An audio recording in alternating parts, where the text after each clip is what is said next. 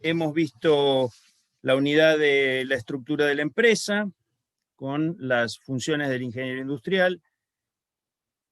Luego vimos ingeniería del producto.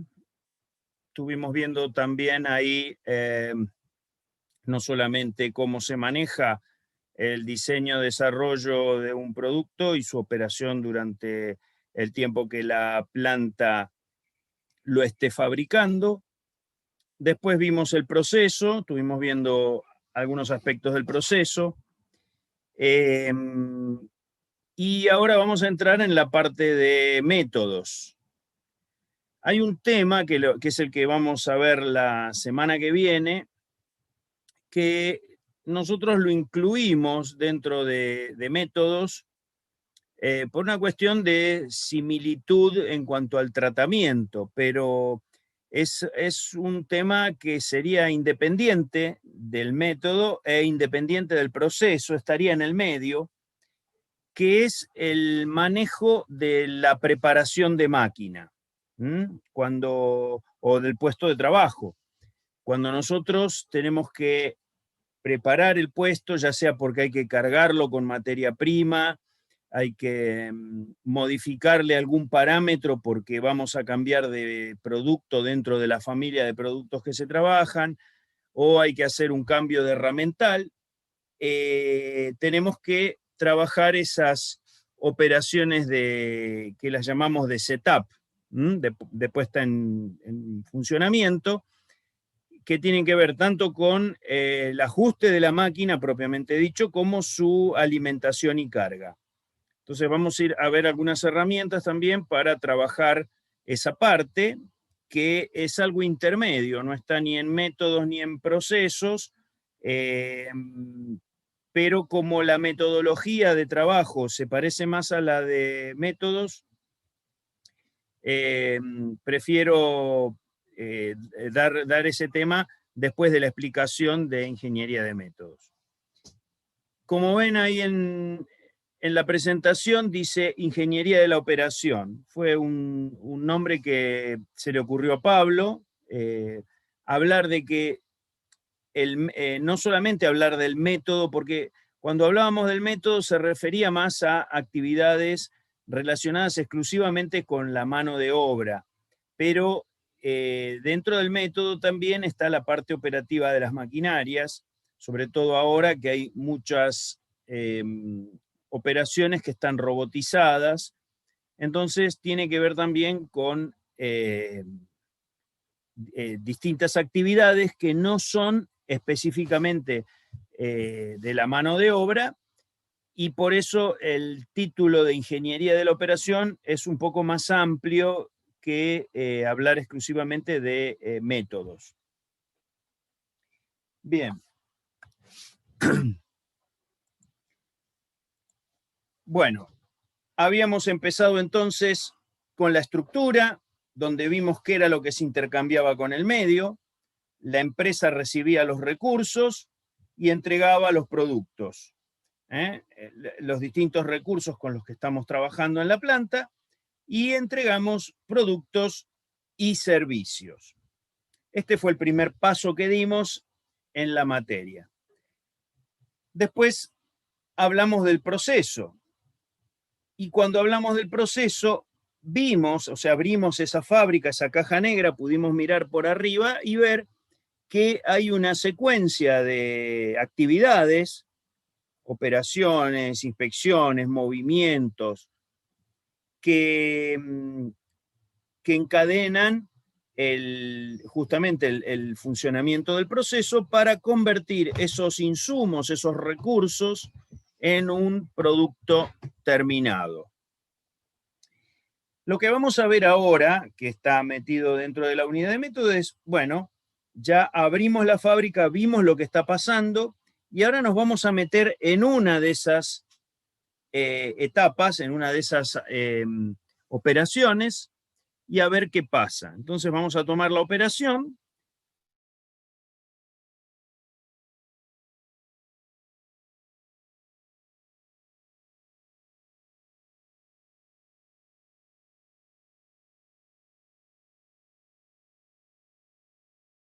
El método. tenemos que mejorar el rendimiento y la productividad de las distintas etapas. No quiero decir operaciones porque puede ser aplicado a una operación, a una inspección, a un transporte, a un almacenamiento. En general lo vamos a aplicar a operaciones, pero no es exclusivo. Entonces, ¿cómo mejorar el rendimiento de esa etapa del proceso? ¿Cómo mejorar la seguridad de esa etapa? Tanto la seguridad para las personas como la seguridad de que el proceso sea confiable, de que mantenga su ritmo, lo que se espera de él se mantenga en el tiempo. A eso también se refiere la seguridad. Y la salud, que tiene que ver con que la persona no se ve afectada, no por un tema de seguridad, sino por un tema por ahí de cansancio o de incomodidad para realizar la operación. Calidad, ver el tema de cómo optimizar la calidad que está produciendo esa etapa, qué dificultades tiene para lograr un 100% de piezas buenas, con qué tipo de rechazos nos encontramos. Mejorar el costo operativo, o sea, tenemos un proceso definido con una cierta cantidad de operaciones y resulta que cuando sacamos nuestro producto al mercado, la competencia está teniendo mejores costos. Bueno, ¿cómo mejoramos nosotros eso? ¿Cómo podemos lograr que esos costos operativos sean adecuados para que no perdamos dinero o no perdamos mercado? Mejoras en cuanto al medio ambiente, a ver, ¿qué podemos hacer para no emitir emanaciones peligrosas o basura o poder reciclar? Y por último, analizar los cuellos de botella, a ver dónde tenemos inconvenientes, dónde tenemos el punto débil de nuestro proceso y poner el foco en ese lugar. Ahora que leo cuello de botella, voy a hacer un paréntesis, me viene a la mente recordarles, no sé si todos lo hicieron, no sé si tampoco los docentes, yo la verdad que no lo hablé con ellos, de recordárselo especialmente, pero me interesaría que lean el libro de la Meta. Nosotros proponemos la lectura del libro de la Meta a principio del cuatrimestre, cuando recién empiezan. En este momento que ya hemos visto todos los temas de procesos, es el momento ideal para sacarle más el jugo a esa lectura.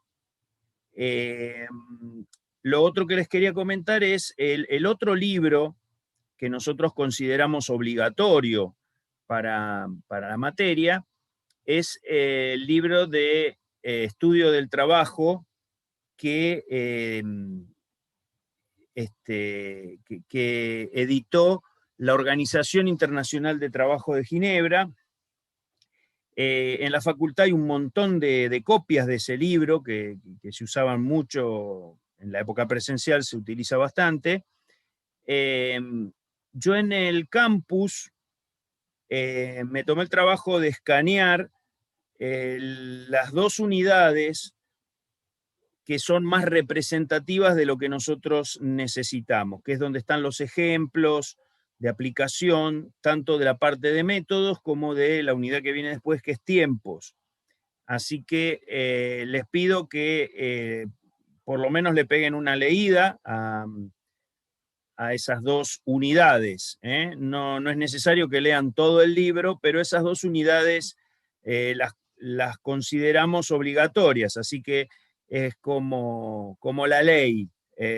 Nadie tiene derecho a decir que no lo leyó. Se supone que todos lo sabemos. Entonces, bueno, cierro el paréntesis, quería recordarles eso de la bibliografía. Y también en esta unidad van a ver que está el apunte de ergonomía. Hoy vamos a mencionar un poquito lo que es ergonomía. Les digo, sugerencia, no hace falta que lo lean, pero ábranlo, el PDF de ergonomía, y ojéenlo.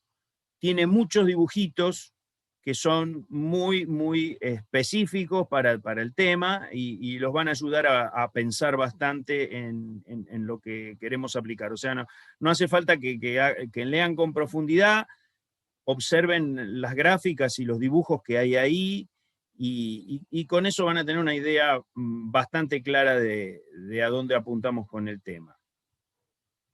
Bien, seguimos con lo que estábamos viendo. Funciones del Departamento de Ingeniería Industrial. Normalmente la responsabilidad del método recae sobre el Departamento de Ingeniería Industrial.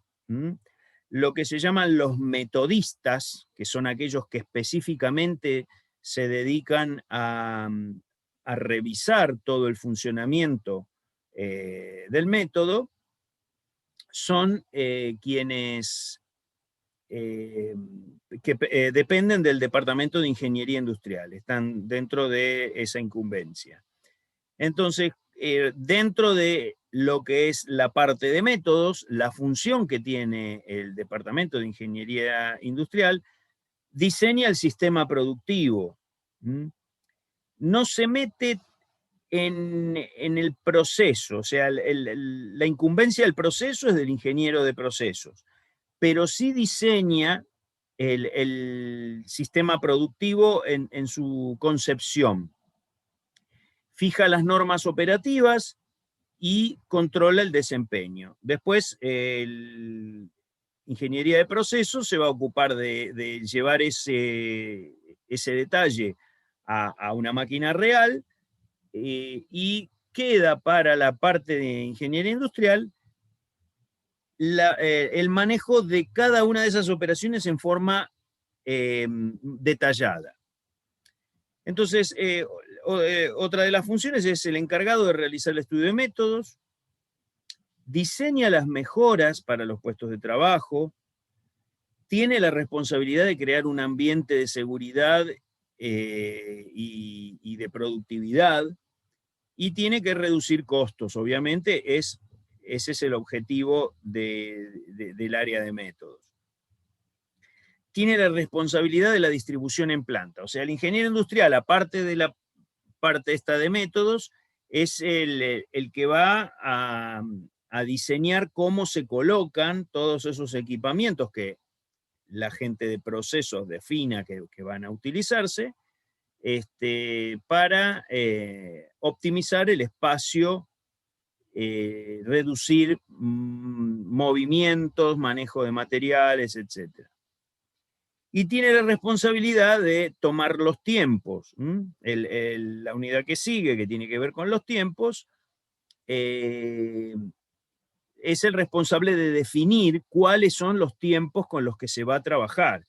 Piensen que ese es el centro de donde se alimentan la planificación de la producción, la planificación de las ventas, la compra de materia prima. Todo eso depende de que se hayan hecho correctamente los cálculos de los tiempos estándar que se definieron para cada una de esas operaciones.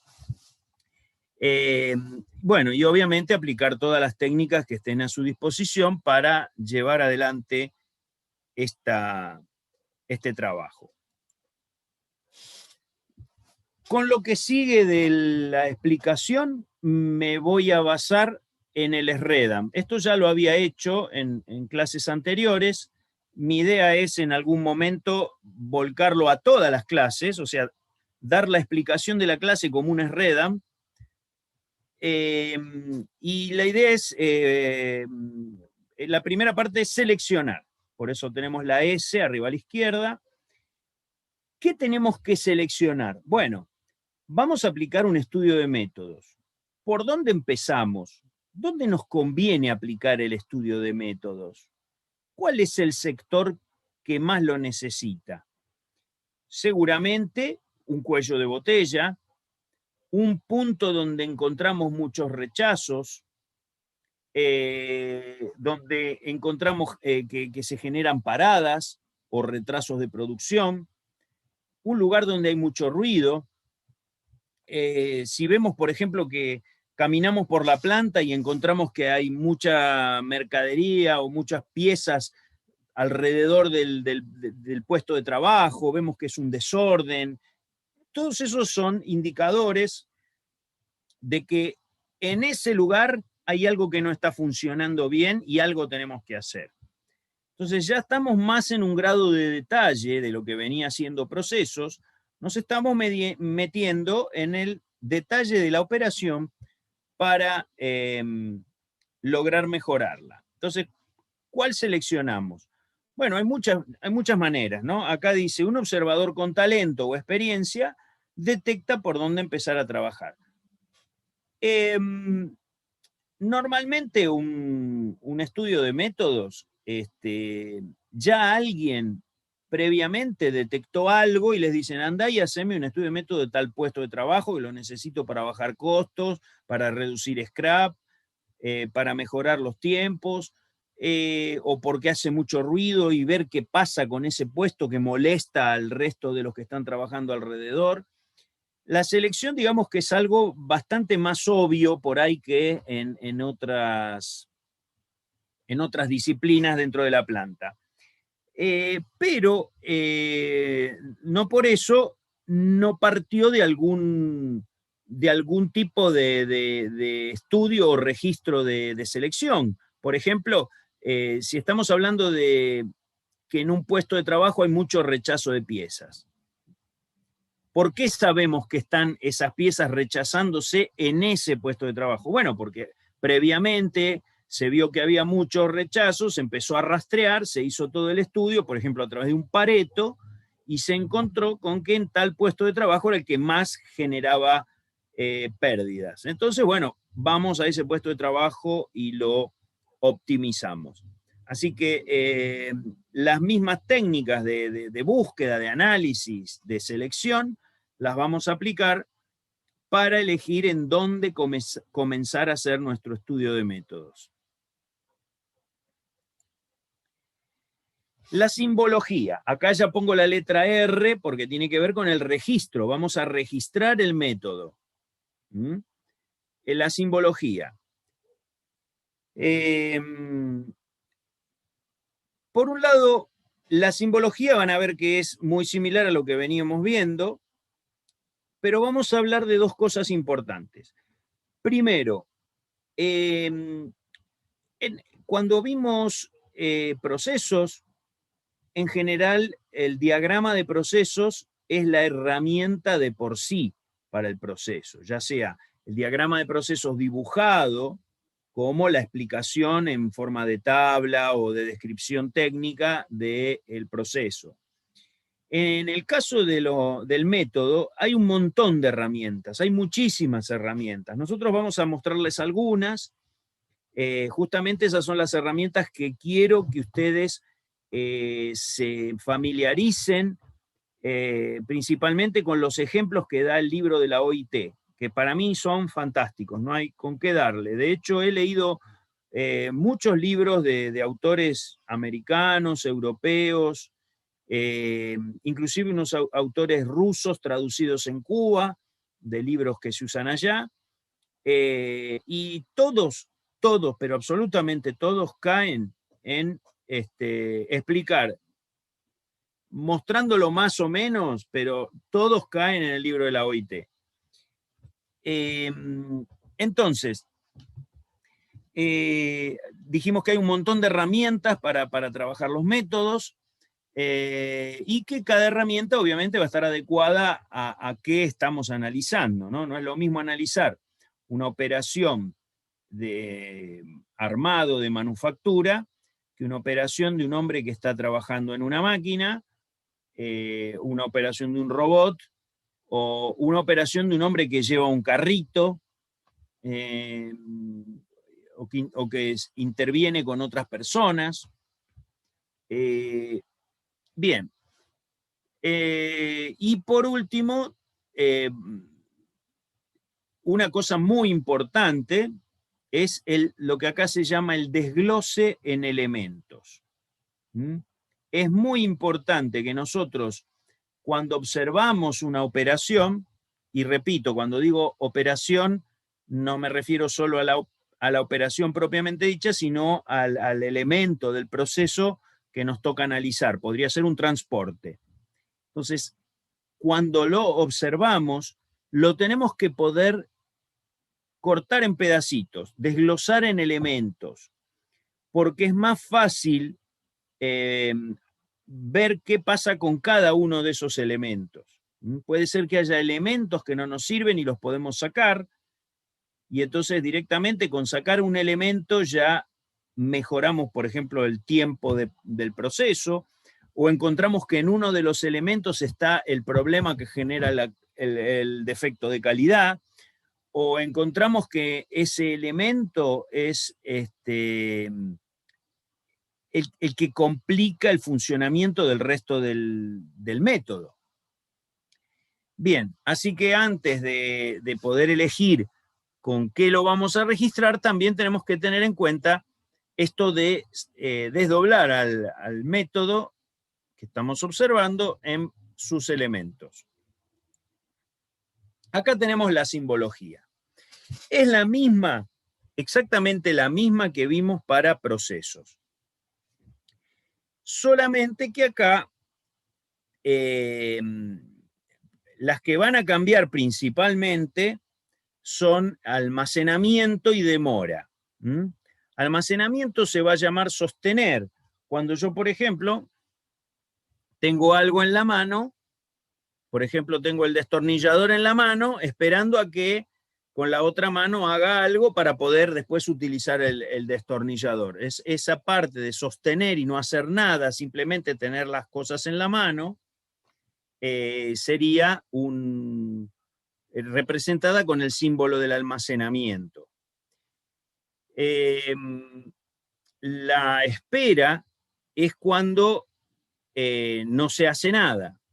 Estamos a expectativa de que qué va a pasar con otra cosa que está pasando. Por ejemplo, en una operación yo tengo que llenar un recipiente con un líquido. Cuando el líquido completó el volumen, recién ahí le empiezo a tirar otros componentes químicos, hago mi proceso de mezcla, por ejemplo. Entonces, mientras se está llenando, estoy en espera. Y el resto son similares, ¿no es cierto? Operar es hacer algo específico, como por ejemplo, dije recién, atornillar. Cuando yo atornillo, es un elemento propiamente dicho. ¿Yo cómo hago para atornillar? Yo tengo que tomo el destornillador de la mesa, lo pongo en la mano, tomo la pieza, apoyo el destornillador en el tornillo y recién ahí empiezo la tarea de atornillar. O sea, todo lo otro fueron otros elementos, fueron movimientos, sostener, esperar. El elemento propio del atornillar es la operación. Y la inspección puede ser, por ejemplo, colocar la pieza en un dispositivo pasa, no pasa, que ya les voy a comentar de qué se trata. Un dispositivo pasa, no pasa.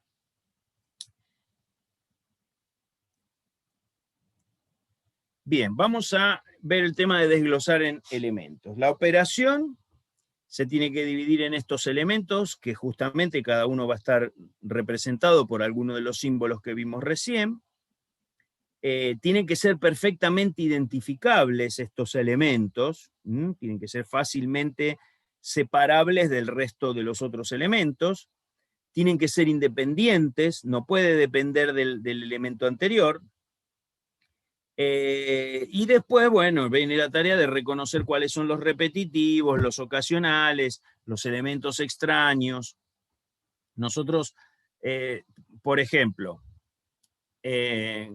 supónganse que tengo que atornillar una pieza. Tomo el destornillador, atornillo, dejo el destornillador.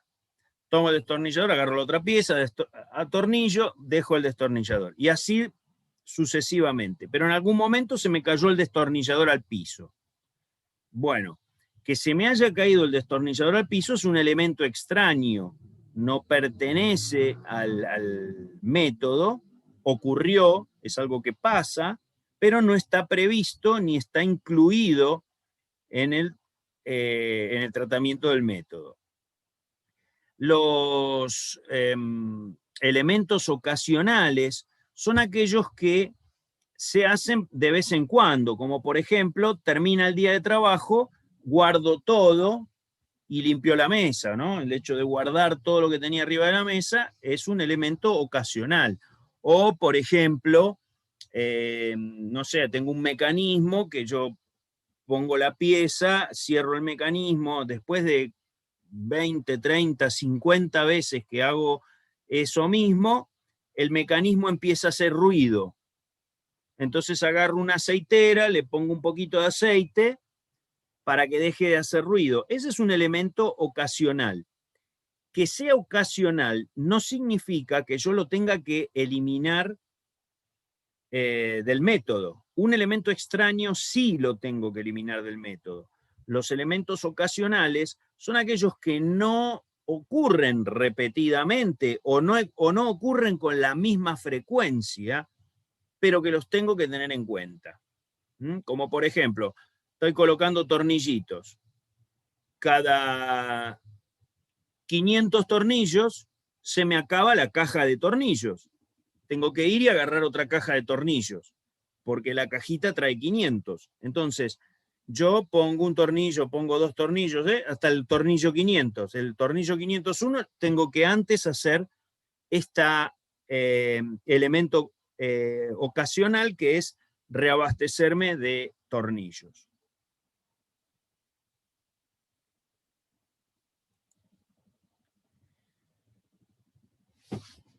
Fíjense que seguimos dentro de la letra R, ¿no? Estamos hablando de la parte de registro. En métodos es muy importante, muy fuerte el trabajo que hacemos sobre registro.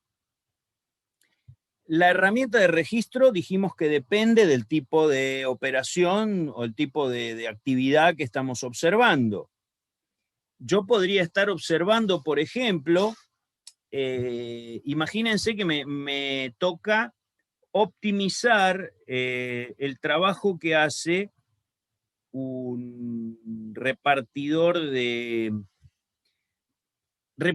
correspondencia. Ya no es tan así, pero hay en las oficinas, principalmente en las oficinas públicas, los municipios, ese tipo de organismos, tienen personas que recorren los puestos de trabajo para darles material, hojas de papel para la impresora, reponerle el cartucho de la impresora, traerle ganchitos para la brochadora, lapiceras, van recorriendo o llevan papeles firmados de una oficina a la otra, tienen que andar moviendo papeles por todos lados. Bueno, yo entonces me toca optimizar el trabajo de esa persona. Esa persona no tiene un puesto, no está sentado en un puesto de trabajo. Su trabajo consiste en moverse, en desplazarse, y tengo que optimizar eso. Obviamente, si yo quiero analizar cómo se mueve, a dónde se mueve, por qué se mueve, todo eso no lo puedo hacer con la misma herramienta que estoy analizando a alguien que está sentado armando algo en una mesa. Entonces, las preguntas que acá surgen son: ¿qué es una operación, un transporte, una demora, una inspección? ¿Es un solo elemento que estamos analizando? Por ejemplo, podría ser un hombre o una máquina sola, un robot que está trabajando solo, o interactúan un hombre con una máquina, una persona con otra persona, máquina con otra máquina. ¿Hay movimientos en lo que estoy observando o es todo lo que está pasando sucede en el mismo lugar?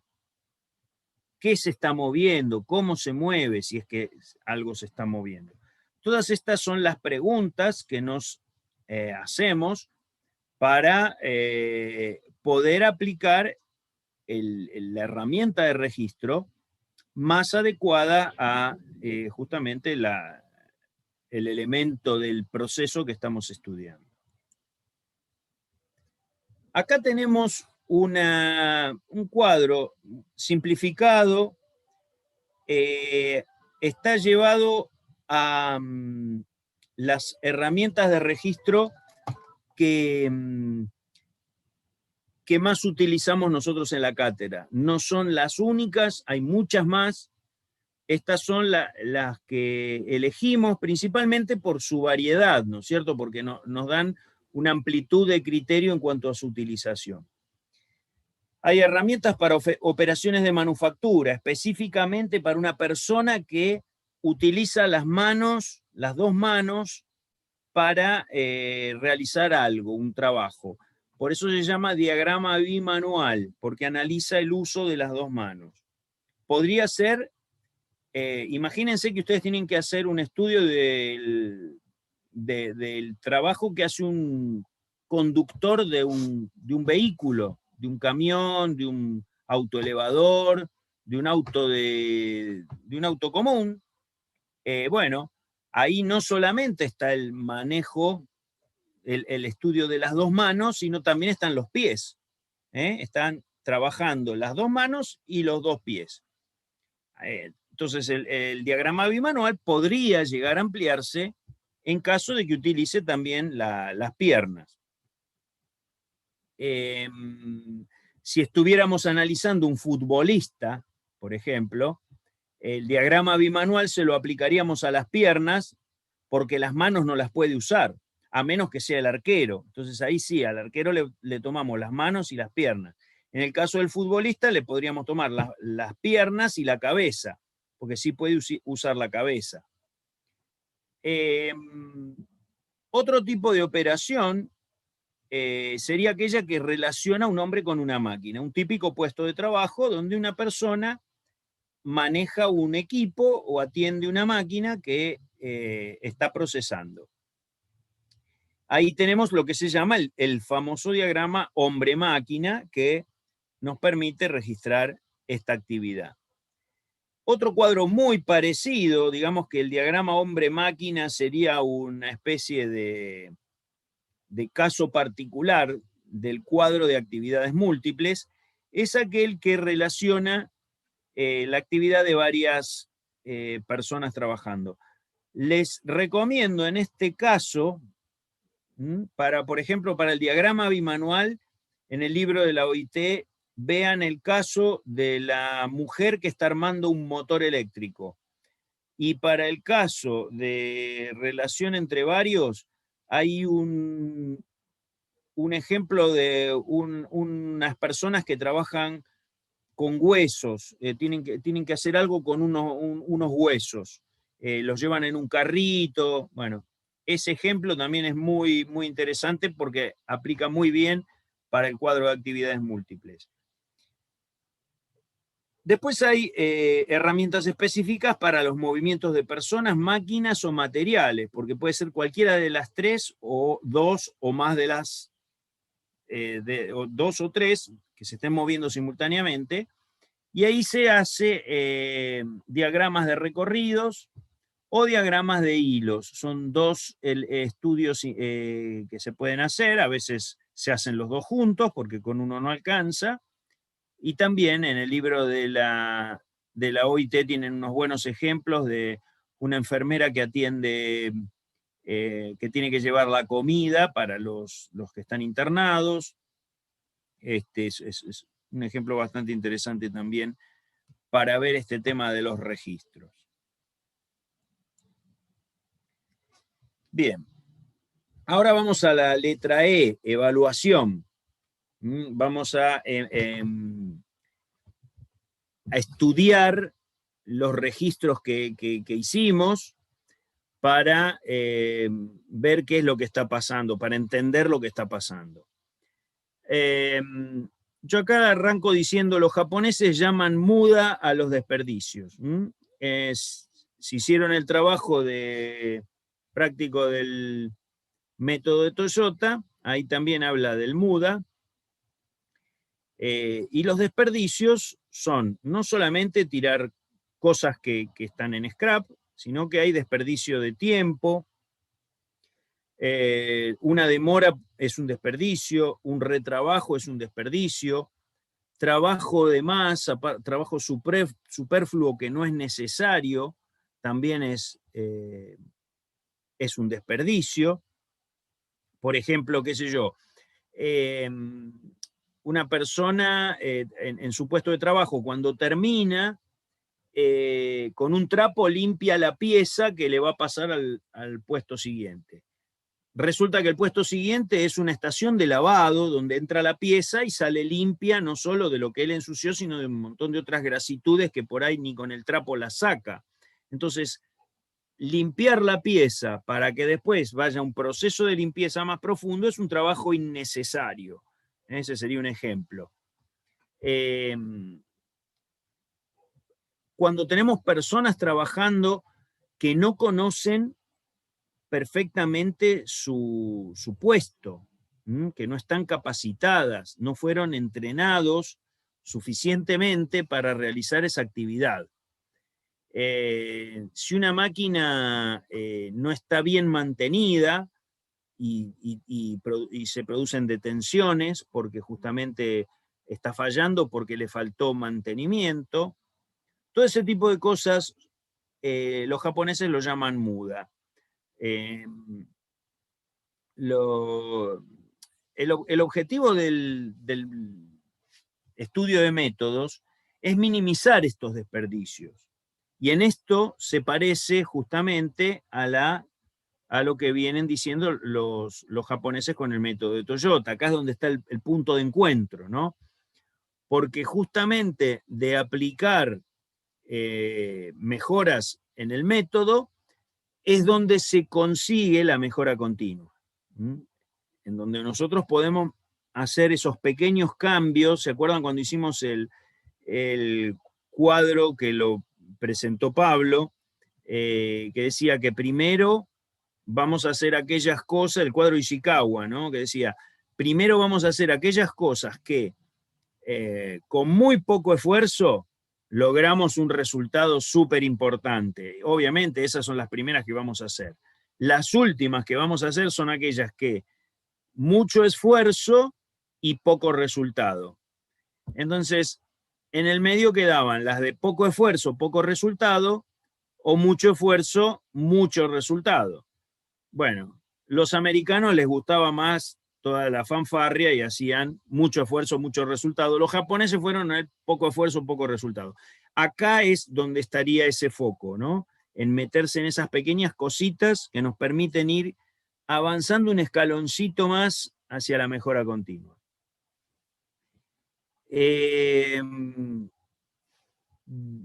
Para el paso de la evaluación de Redan vamos a introducir el concepto de contenido de trabajo, que ayuda a asignar las ineficiencias que aparecen en la operación. Bien.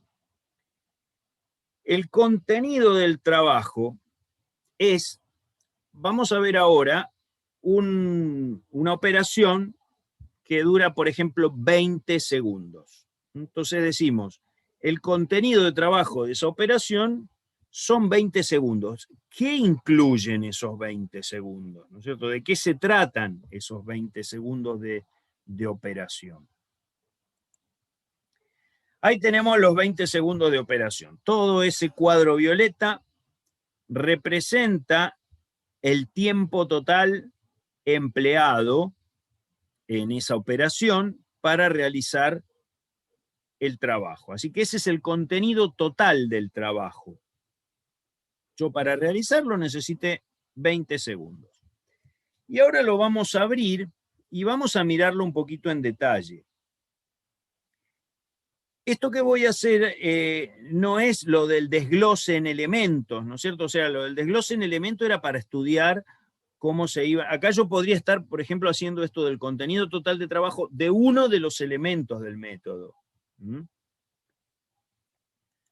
Entonces, ahí tenemos cómo está compuesto. No tienen un valor asignado, un porcentaje asignado.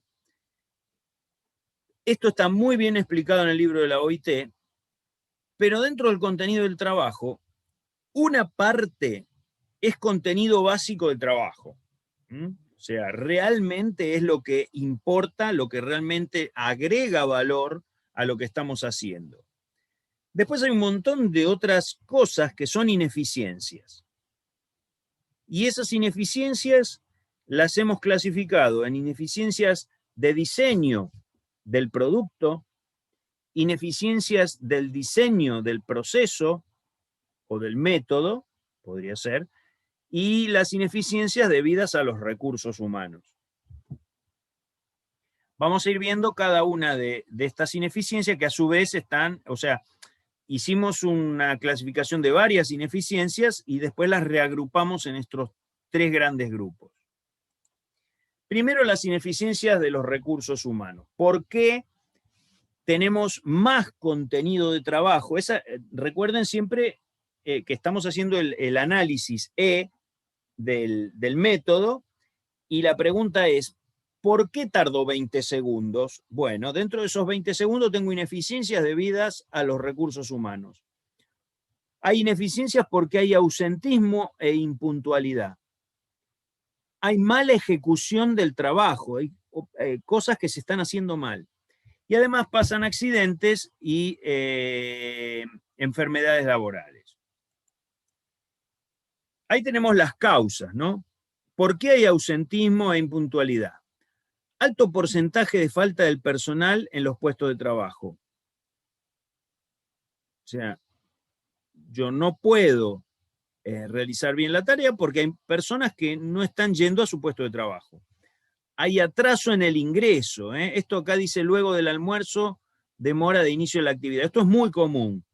Terminan de comer, vienen charlando, contando cuentos, hablando del partido de ayer, y en vez de, termina el horario del almuerzo a la 1, y en vez de estar a la 1:01 trabajando, empezaron 1:10, 1:15, con suerte. ¿Por qué? Porque se demoran en regresar a los puestos de trabajo. Eso genera una ineficiencia. Mala ejecución del trabajo. Acá puede ser falta de capacitación, no lo entrenamos lo suficiente. Distracción, la persona se distrajo, no estaba atenta a lo que estaba trabajando. Y después están impericia y chapucería. La diferencia entre impericia y chapucería sería, impericia es, la persona no tiene las habilidades para realizar el trabajo. O sea, puede estar capacitado, perfectamente capacitado, pero no tiene la habilidad. Por ejemplo, si a mí me tocara una tarea de costura y yo tengo que enhebrarme el hilo en la aguja, bueno, voy a estar un rato largo para enhebrar el hilo, porque no lo veo el agujerito de la aguja. Entonces, no tengo el pulso para embocarlo. O uno que no está canchero, por ejemplo, escribir a máquina en la computadora, tengo que escribir un texto largo. Si yo escribo con los 2 dedos como si fueran palitos chinos, voy a tardar un montón. Si yo puedo usar los 5 dedos de las 2 manos, voy a escribir mucho más rápido, o sea, soy más experto. A eso se refiere la impericia. La chapucería es más una falta de ganas de hacer las cosas. O sea, lo hago mal porque no me importa. Tiene que ver con eso la chapucería, que es distinto a la distracción y es distinto a la impericia. Por último, accidentes y enfermedades. Los puestos son inseguros o peligrosos, entonces se producen accidentes o faltan elementos de seguridad, o la gente no los usa, o sea, tienen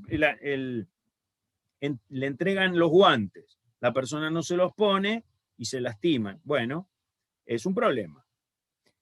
Entonces tenemos las ineficiencias que ocurren debidas a, o asignables a los recursos humanos, cuáles son las causas y cuáles serían las maneras de corregirlo.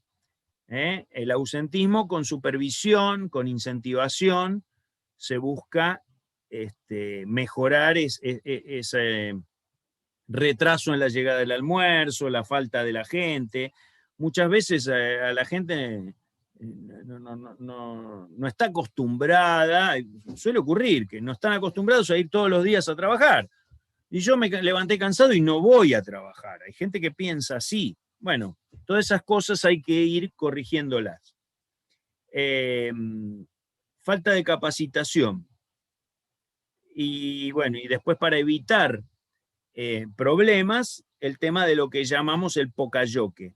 El pocayoke, que lo vimos también con el tema de Toyota, son dispositivos a prueba de error, donde no me permite a mí equivocarme. Por más que esté distraído, por más que lo haga sin gana, por más que no sea un experto, el dispositivo impide que yo cometa una macana. Y lo mismo con los accidentes y enfermedades laborales, hay que implementar los sistemas seguros, supervisar que se estén utilizando los elementos de seguridad, etc.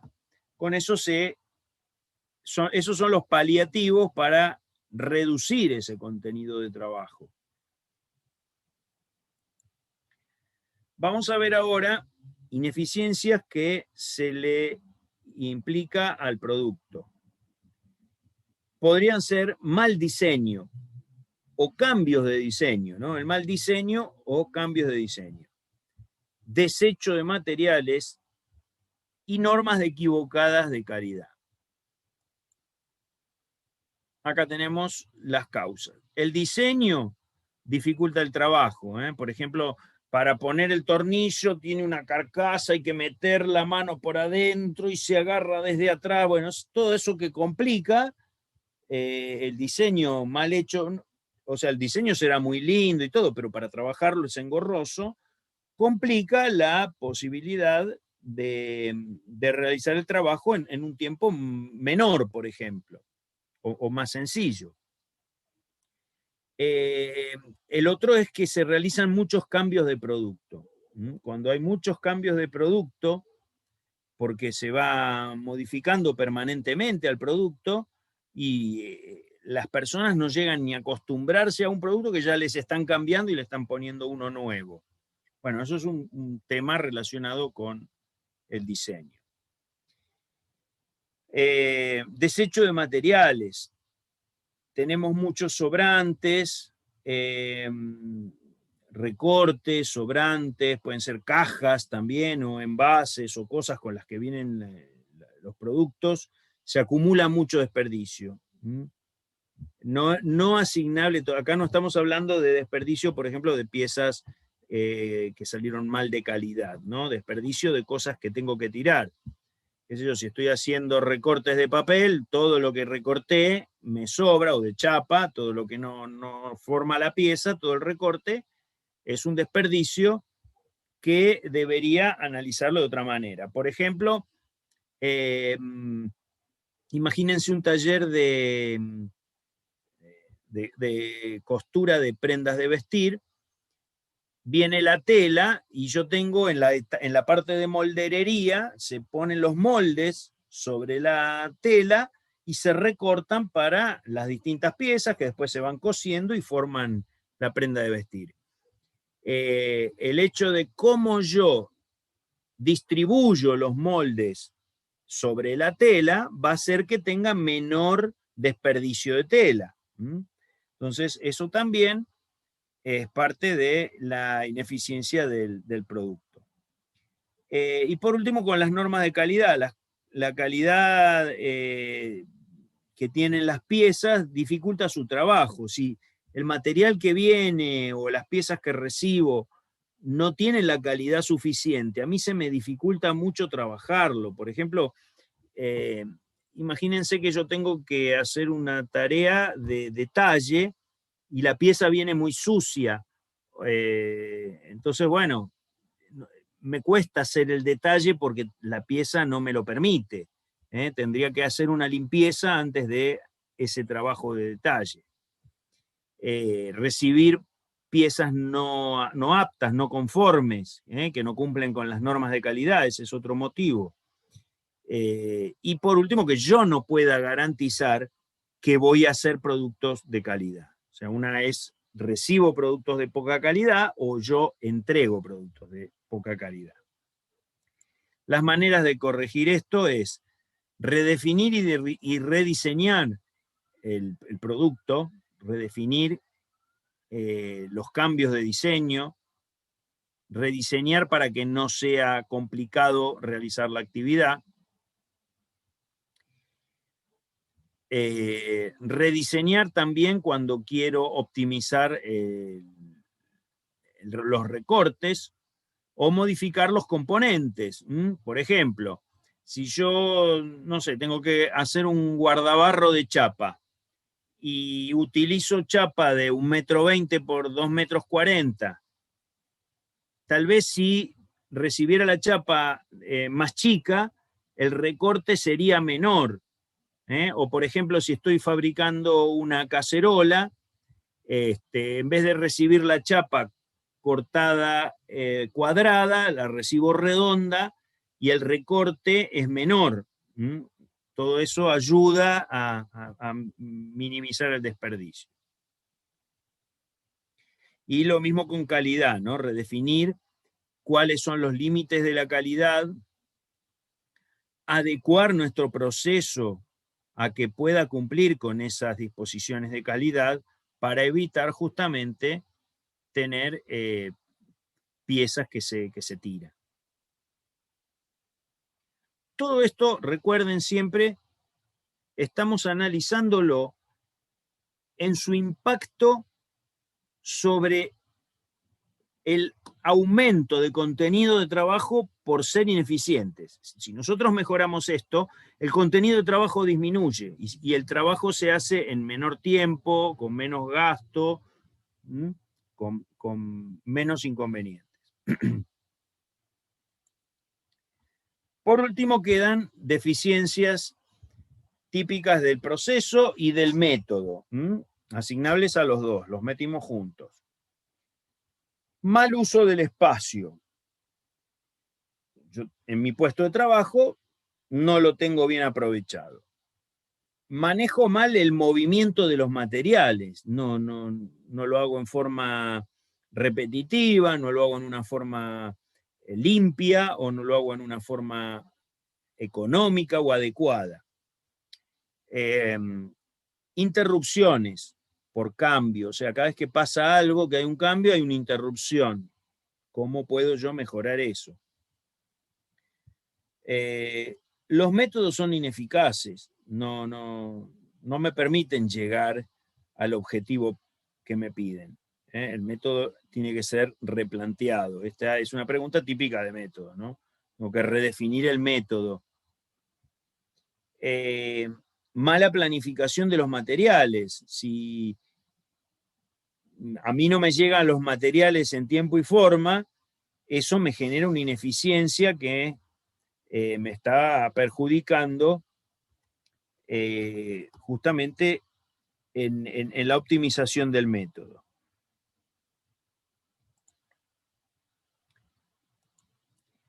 Y por último, averías de máquinas y equipos. O sea, si yo no hago mantenimiento, si yo tengo a las máquinas que no funcionan siempre, está pasando algo, se apagan, se rompen, se descomponen. Bueno, tengo que ver cómo puedo mejorar también esa parte. ¿Y a qué se debe todo esto?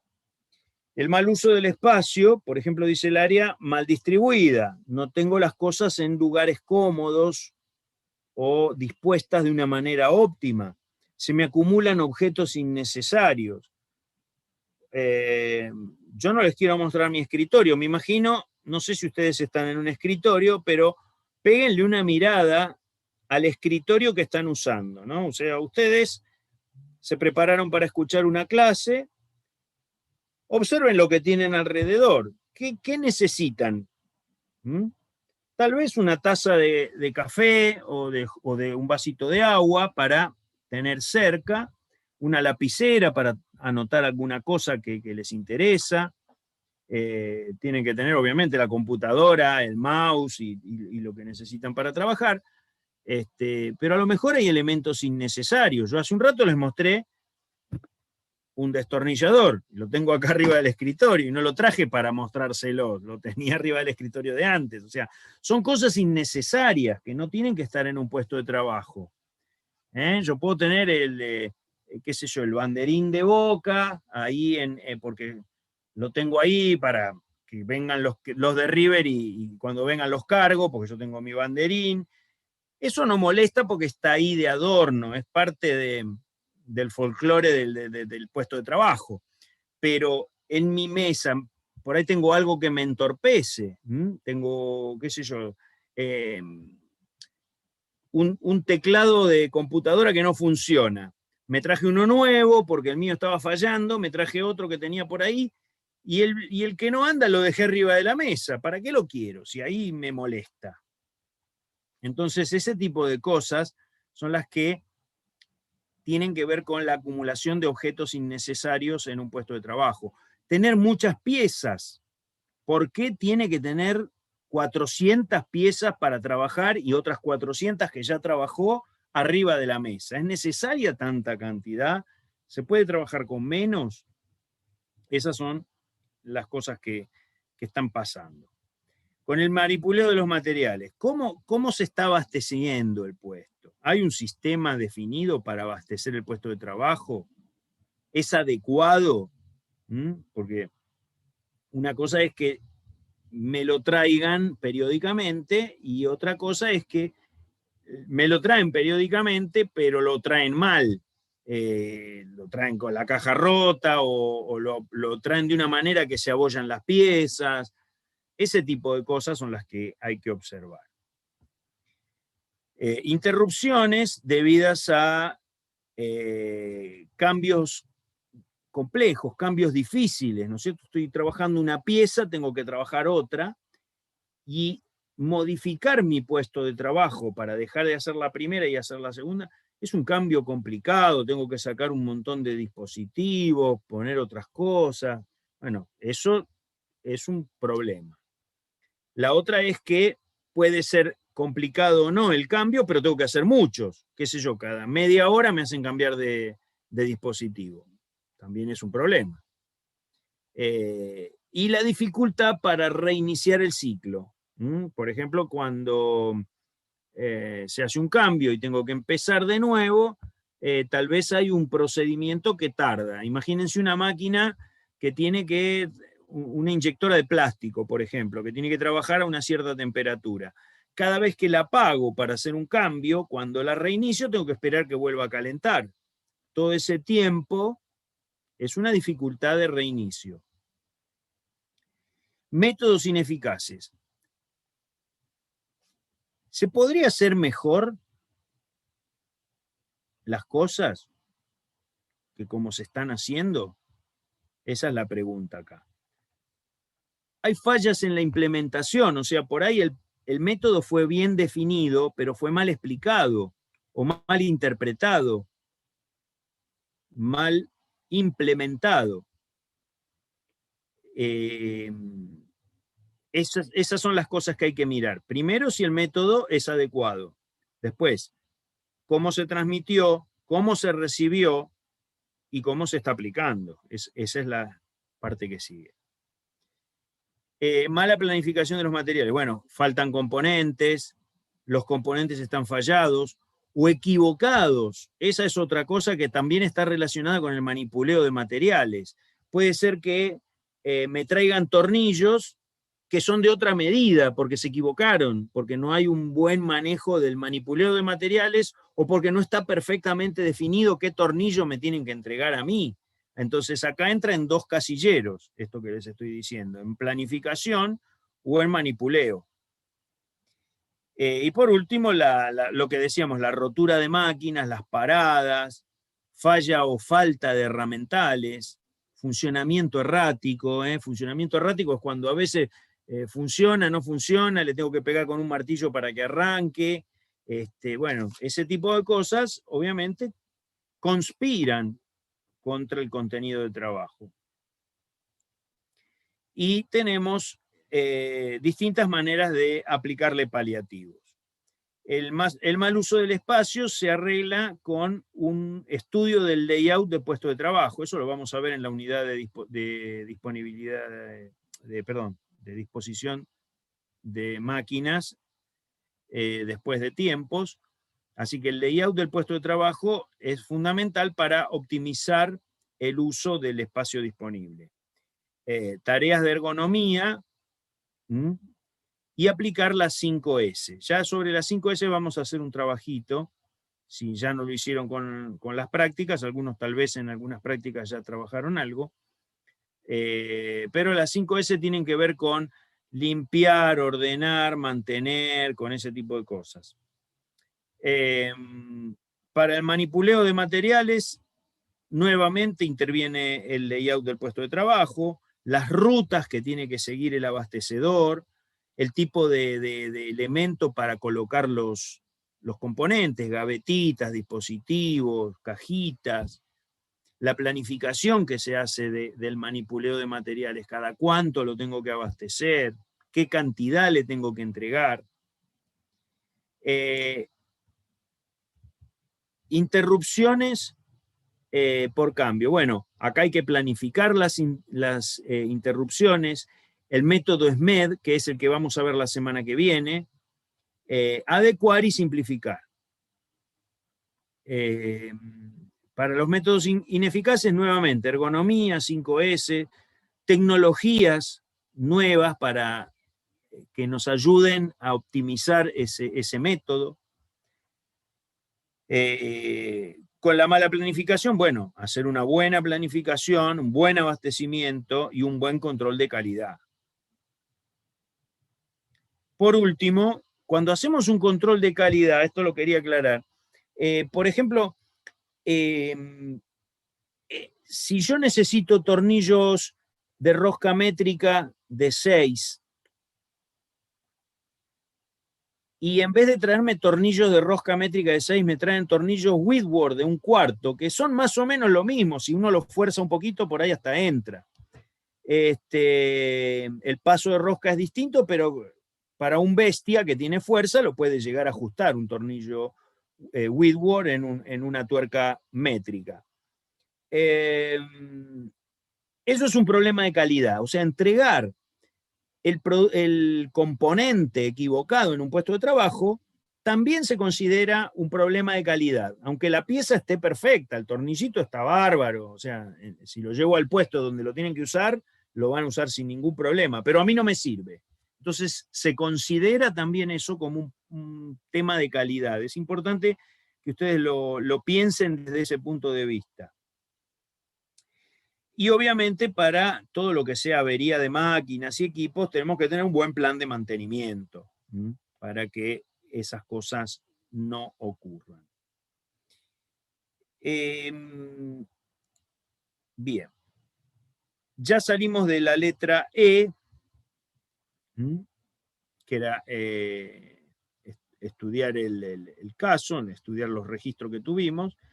Y vamos a diseñar el cambio. Acá tenemos que diseñar una propuesta de cambio para mejorar lo que observamos, lo que registramos y lo que evaluamos como problemático. Entonces, acá es donde entra la creatividad. Sin duda es el punto más creativo que ustedes pueden tener. El momento creativo del ingeniero es este. El momento creativo de un ingeniero industrial en una planta es cuando se le ocurre la idea de cómo modificar algo para hacerlo mejor. Obviamente que apoyados en todas las herramientas que podemos disponer, ya sea las herramientas de registro, que son recontraválidas para esto, como las herramientas nuevas que ayudan a pensar en otras cosas, como la ergonomía, las 5S, que ahí están traducidas al castellano, porque las 5S vienen del japonés. Organización, limpieza, salud, disciplina y aplicación. Bien. Después vienen algunas pautas mínimas que tenemos que tener en cuenta cuando diseñamos un método nuevo. Cuando hay que diseñar un método, siempre hay que elegir minimizar los movimientos. Cuanto menos movimientos tenga, mejor. Minimizar los esfuerzos, minimizar el consumo de tiempo y la cantidad de pasos. Cuanto más simple sea, mejor. Cuando tenemos que elegir entre propuestas o ideas que tenemos para modificar el método, hay que elegir aquella que aumente mejor la calidad, la confiabilidad y la seguridad. Ante dos propuestas, siempre la más confiable, segura y que nos dé más calidad. Buscar el autocontrol. Esto es fundamental. Nosotros en la parte de Toyota, cuando se hablaba del just in time, se buscaba que los puestos de trabajo fueran autosuficientes y entregaran solamente piezas buenas. Para que eso pase, el puesto de trabajo tiene que tener su propio control, el autocontrol de lo que está haciendo. Eso es fundamental. En japonés lo llamaban Jikotei Kanketsu, por si alguno lo quiere volver a mirar en el trabajo que hicimos del método Toyota. Dentro de lo que está el autocontrol, acá les voy a mencionar lo que antes había hablado, unas diapositivas antes, les había mencionado del tema del pasa, no pasa. El pasa, no pasa es un método de control de calidad sumamente sencillo, sumamente elemental, básico, pero recontra contundente. Justamente se trata de eso, del pasa, no pasa. Imagínense que yo estoy haciendo una varilla de hierro en una máquina, que tiene que tener 15 centímetros de longitud. Acá tenemos la varilla. Este lápiz que tengo en la mano sería la varilla. El pasa, no pasa es, imagínense una base metálica que tiene dos topes. Entonces yo pongo la pieza entre esos dos topes que están fijos. La pieza tiene que entrar, ¿no es cierto?, sin problema entre esos dos topes. Ese sería el pasa. Al lado hay otros dos topes que están más cerca y ahí la pieza no tiene que entrar, tiene que sobrar. Ese sería el no pasa. O sea, el no pasa me estaría marcando el límite inferior de la longitud admisible de la pieza y el pasa me estaría marcando el límite superior de la longitud admisible de la pieza. Si yo tengo una pieza que es más larga de lo admitido, cuando la quiera poner en el pasa, no va a pasar. Esa pieza está excedida en el largo. Y si tengo una pieza más corta que el mínimo admisible, cuando la quiera poner en el no pasa, pasa.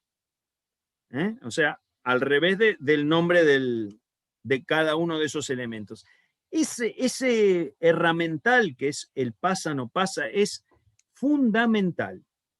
Fundamental. Yo les expliqué recién uno que es para longitudes. Hay para diámetros, hay para formas, hay para colores, para tamaño, para lo que quieran, para temperaturas. Son elementos que además, imagínense una persona que tiene que probar el pasa no pasa, hace tic, tic. Le llevó 3 segundos de una operación comprobar que la pieza está dentro de los parámetros de calidad.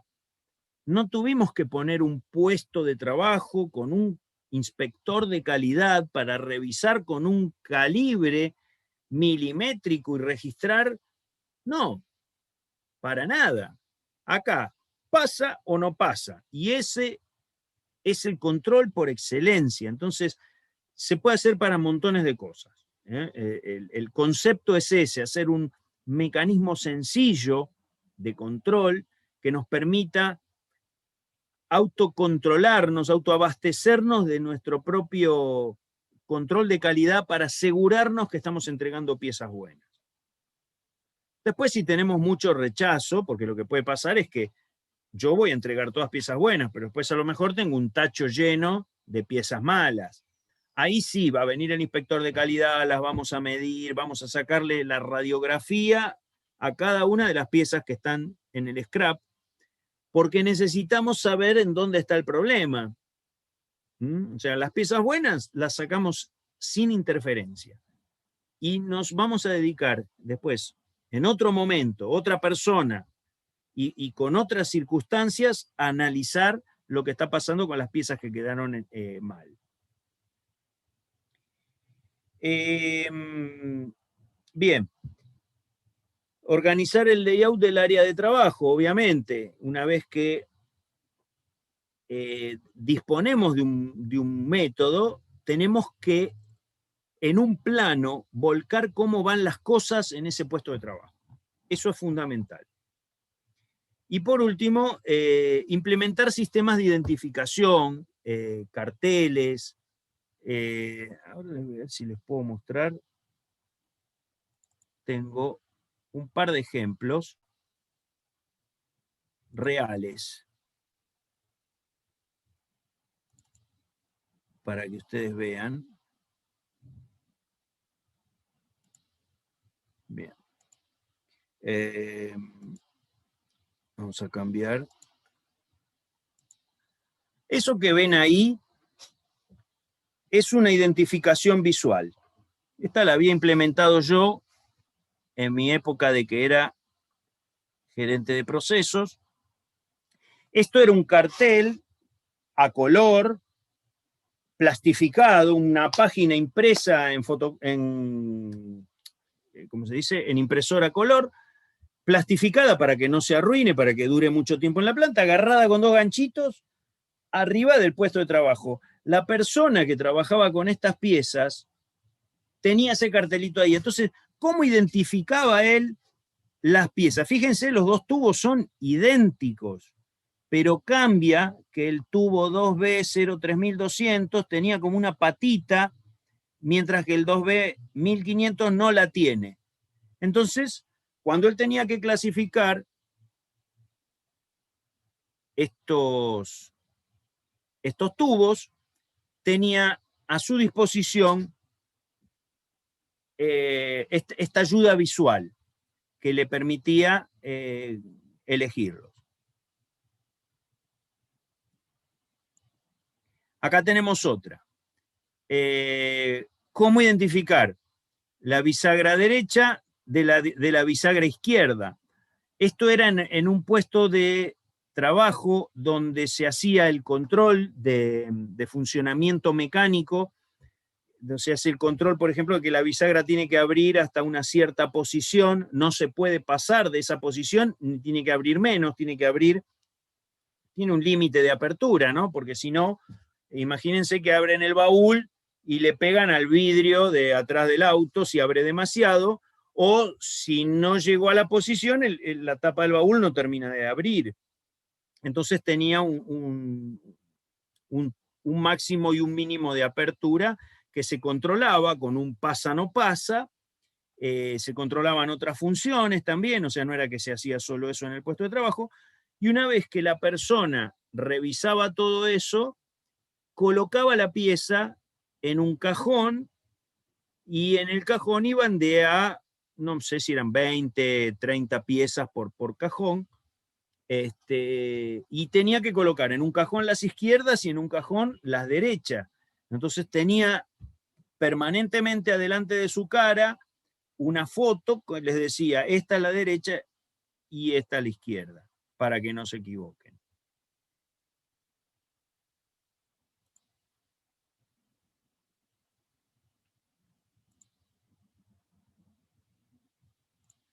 volvemos a la presentación. Bien. Entonces estamos en la parte de diseño. Y como también lo decía en el método de Toyota, todas estas cosas, si ustedes miran los apuntes que tenemos de la época en que yo era alumno, por ejemplo, que los tienen ahí en el campus, hablan de todo esto, y si bien ya se tenía un conocimiento del método de Toyota, acá era algo que, a la Argentina no va a venir nunca esto, para implementar esto, las cantidades de cosas que hay que hacer. Y sin embargo estábamos hablando de lo mismo. Era hablar de lo mismo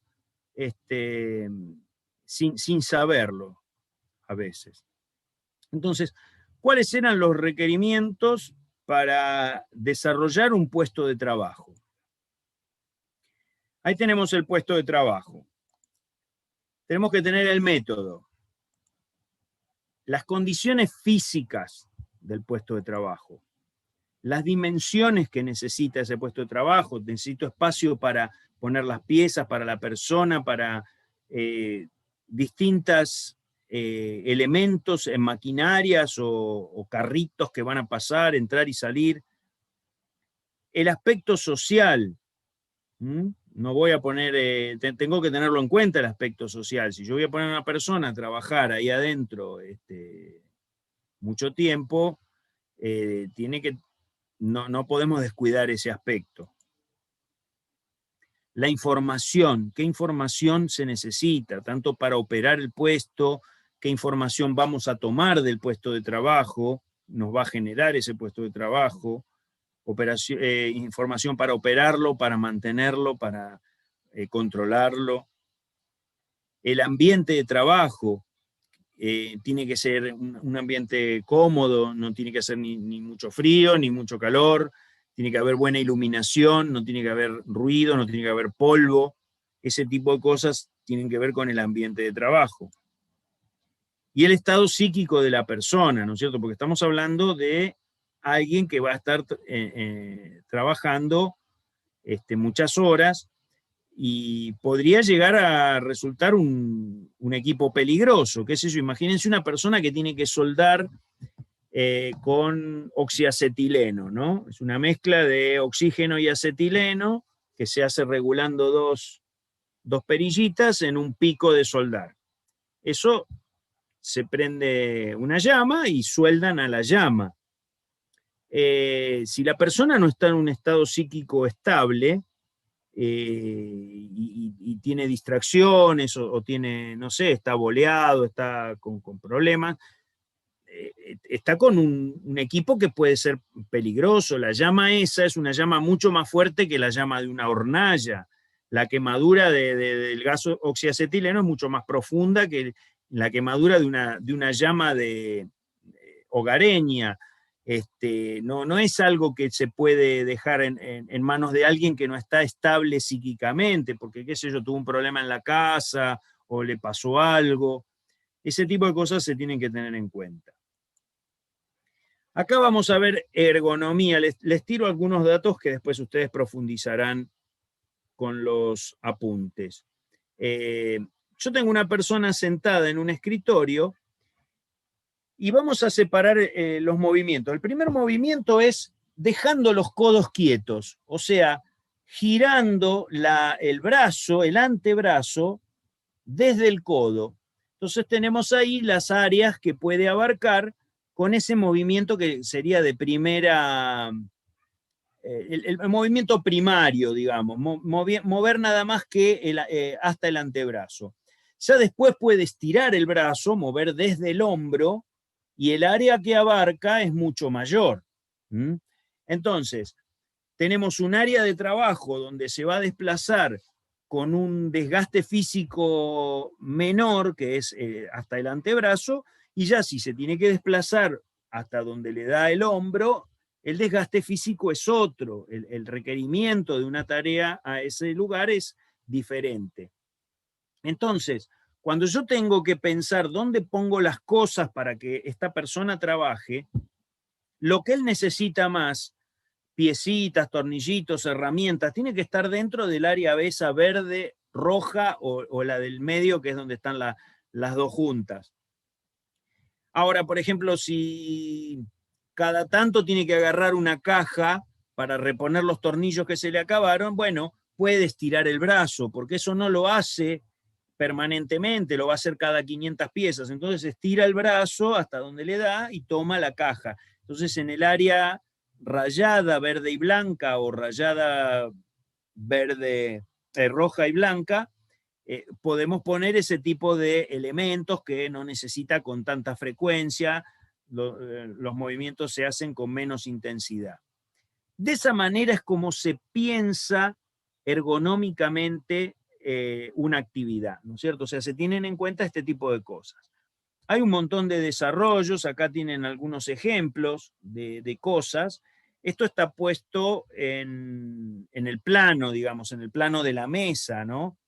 Ahí se puede ver un poco cómo una persona tiene a su disposición distintas gavetas con piecitas para armar algo, tiene una caja donde seguramente colocará los productos terminados, tiene un brazo retráctil donde tiene herramientas, donde tiene instrumentos con los cuales él se maneja y lo tiene todo a la mano. Después abajo ustedes pueden ver ahí tres puestos de trabajo diferentes donde en la zona inferior hay como una gavetita, como si fuese un carril, donde circulan las cajas. Cuando él termina una caja, llena una caja con productos terminados, las pone ahí, tiene una inclinación que hace que se vaya sola. Puede tener una pantalla o puede ser una pantalla con instructivos o puede ser un papel como el que les decía recién, que lo tiene adelante de la cara. En la parte de arriba está la iluminación, estantes donde va colocando las piezas o las herramientas. Esa es un poco la idea de lo que se trata la distribución del puesto de trabajo, teniendo en cuenta ideas ergonómicas. Ahí, por ejemplo, tienen una vista de un hombre parado y con las áreas que vimos recién sobre el plano, pero en 3 dimensiones, ¿no? O sea, ya no solamente lo que mueve en la mesa, sino también lo que puede levantar hacia arriba. Después algunas posiciones, por ejemplo, el primero es ajustar cerrar una válvula, por ejemplo, de agua, a qué altura se recomienda que esté, la altura que va una cadena para subir, por ejemplo, una cortina de un negocio, la posición para subir una escalera, bueno, en qué posición se trabaja, la altura a la cual tiene que trabajar para trabajar arrodillado, trabajar sentado, si se tiene que agachar, hasta dónde tiene que agacharse, cuál es la posición más adecuada para agacharse. Todo este tema de la ergonomía tiene en cuenta muchas cosas. Por ejemplo, una que siempre menciono es, nosotros estamos acostumbrados, si ustedes miran el velocímetro del auto, la aguja va de izquierda a derecha en el sentido horario, digamos, en el sentido de las agujas del reloj, aumenta. Sería muy raro un instrumento que indique al revés, o sea, no es algo lógico. Y eso también tiene que ver con la ergonomía, que el instrumento siga la lógica de trabajo. Una luz roja normalmente nos indica peligro o parada o algo que no está correcto, y la luz verde lo contrario. Utilizar los colores al revés no sería lógico. Ese tipo de cosas tienen que ver también con la ergonomía. Bien, una vez que diseñamos nuestro método, lo tenemos perfeccionado y qué sé yo, hay que aplicarlo. Cuando hablamos de aplicarlo es ponerlo a funcionar en el puesto de trabajo. Y acá dice, a partir de las mismas herramientas de registro se genera la nueva documentación del método. O sea, yo registré el método como se estaba haciendo. Hice una planilla, imagínense que utilicé un bimanual, por decir alguna de las herramientas. Hice un bimanual del puesto de trabajo. cómo estaba funcionando.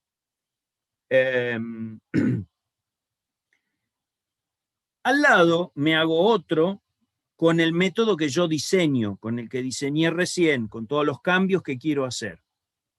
Bien, lo que voy a hacer es esa planilla con el diseño final, con el que funciona, va a pasar a ser la documentación del método. O sea, ya la próxima vez que alguien venga a estudiar el método, ya tiene la planilla y lo puede ver ahí de cómo se hacen las cosas, y si lo quiere mejorar nuevamente, tiene un punto de partida. Entonces, las herramientas de registro son parte de la nueva documentación del método, de lo que vamos a estar aplicando. Acompañar con carteles de información y ayudas visuales, las que les mostré recién, que la persona pueda ver de cómo, si se olvida o si le viene alguna duda, tiene ahí, viene un inspector o viene alguien a mirar y puede mirar que lo que está haciendo está bien porque está la ayuda visual ahí. Obviamente la capacitación en el nuevo método, para implementar un método, para aplicarlo, tenemos que capacitar a la gente, a los líderes, a los supervisores, en cómo se va a hacer ese nuevo método. Luego hay que verificar la repetitividad, que lo mantengan en el tiempo, que no lo modifiquen, que lo sigan haciendo como se diseñó. Si alguien lo quiere modificar porque encuentra que algo se puede hacer mejor, se observa si eso realmente es así, se hace el cambio en la documentación y se aplica. No hay ningún problema en seguir mejorándolo. Pero los métodos se tienen que mantener y repetir. Cuando alguien quiere hacer un cambio, se tiene que implementar siguiendo este circuito. Si no, no es un cambio que quede registrado, que se pueda mantener en el tiempo. Y por último, hay que diseñar auditorías para ver si se cumplen las normas de calidad, si se está cumpliendo el método, si se cumplen los tiempos, cómo se van a hacer esas auditorías, cómo controlo yo en el tiempo, pasados los días, que el método sigue aplicándose y está funcionando. Son las necesidades que tiene la aplicación del SREDAM. Y por último, mantener. Hay que realizar esos procesos de control que dijimos que hay que, en aplicación, que teníamos que diseñar, acá los usamos. La auditoría del proceso, la auditoría de lo que se está haciendo. También se deben auditar los niveles de capacitación. Muchas veces el personal tiene que estar perfectamente capacitado para hacer las cosas. Nosotros tenemos que estar seguros de que las personas saben hacer lo que tienen que hacer y que lo pueden hacer bien. Es muy importante eso, que lo tengan en cuenta. Esperen que estoy buscando, a ver si les puedo mostrar una planilla donde se ve cómo se hace el registro y verificación de la capacitación del personal. Bueno, acá hay una. A ver si se puede ver.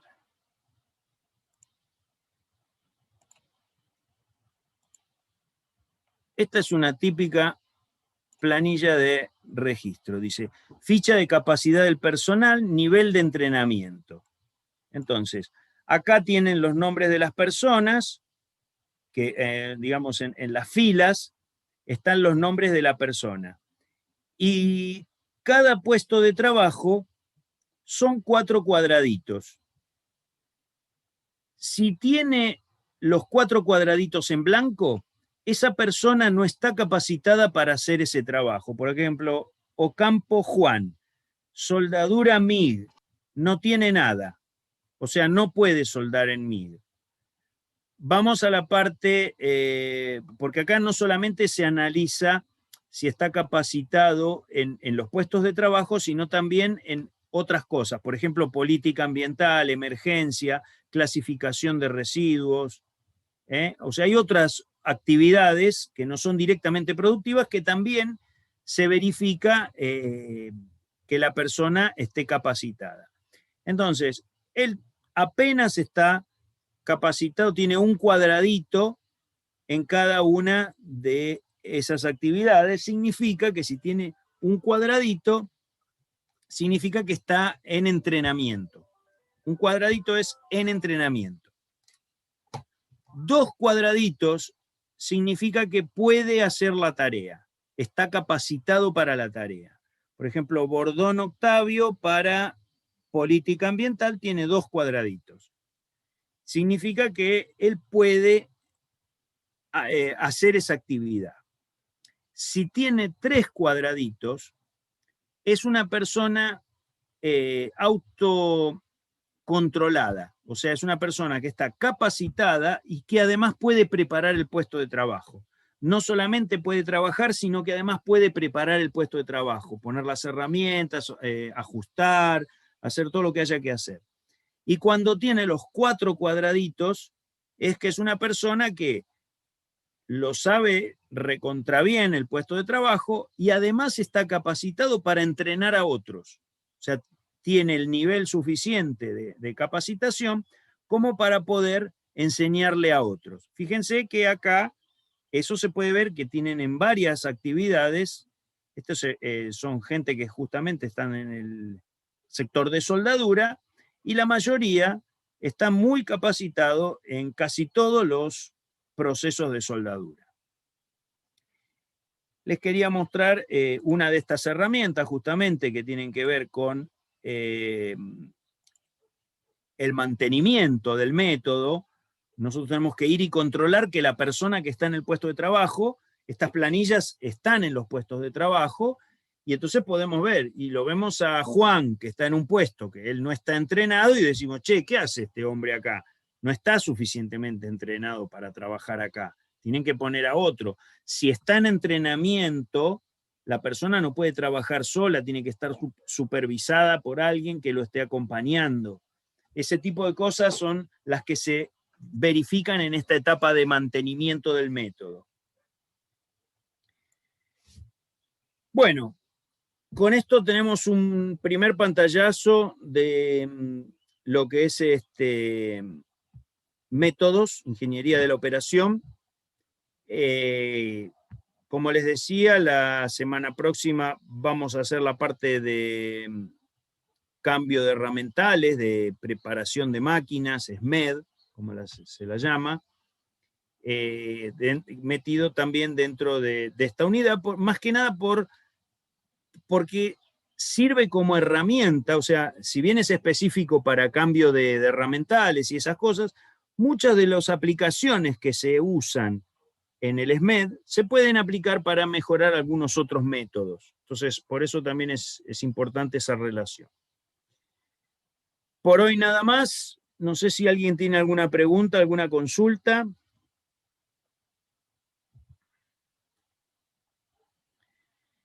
Bien. El grupo del ingeniero Di Natale hoy va a estar conmigo. El ingeniero Di Natale me avisó que no podía. Así que vamos a arrancar 8:05.